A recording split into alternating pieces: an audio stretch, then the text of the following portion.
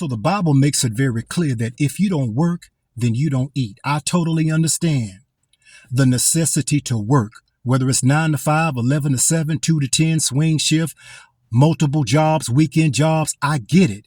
To sustain ourselves and our lifestyle, you got to work. Or you're just a lazy man or a lazy woman, fit for nothing. But I came to encourage the entrepreneur that's in you.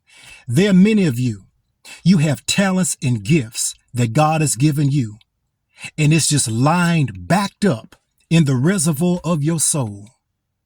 When God is waiting for you to release the current of your gifts that others can be blessed and that you could profit from. Yes, live a comfortable life. You know, the Bible says that without a vision, the people perish.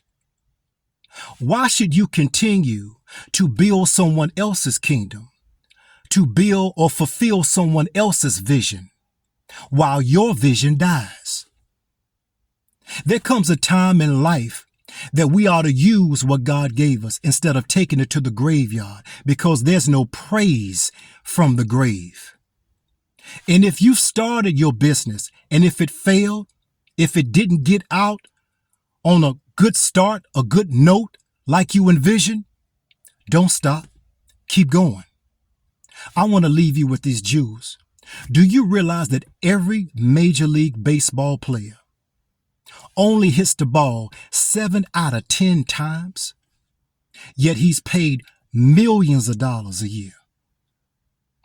There was a climber who climbed Mount Everest successfully, but it wasn't after he failed many times, 3 times. And it said that he stood before this mountain and he began to speak to this mountain. Isn't that what the word says? Don't worry about climbing a mountain.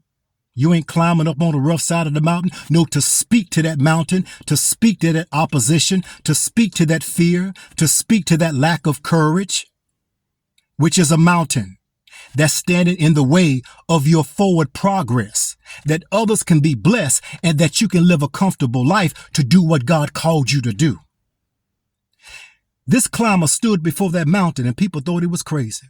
He said, "Mountain, Mount Everest, I tried to climb you once, I failed. I tried to climb you twice, I failed. I even tried to climb you 3 times and I still failed. But I'm not going to stop. I'm going to continue to climb until I reach the summit." And then he said this. He says, "Mountain, you're not going to get any bigger than what you are.